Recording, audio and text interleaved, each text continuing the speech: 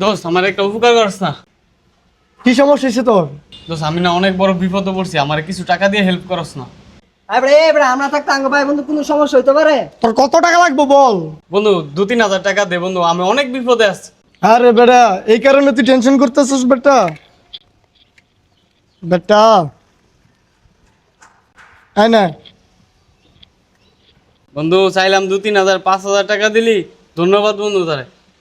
তো বন্ধু যাই, হ্যাঁ আমার তার একটু।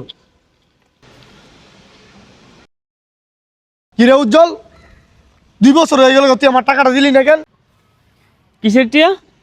কিরে তুই যে গত 2 বছর আগে বিপদের কথা কইয়া 2,000 টাকা চাইছিস, 5,000 টাকা দিছে, তুই কি ভুলে গেলি গা?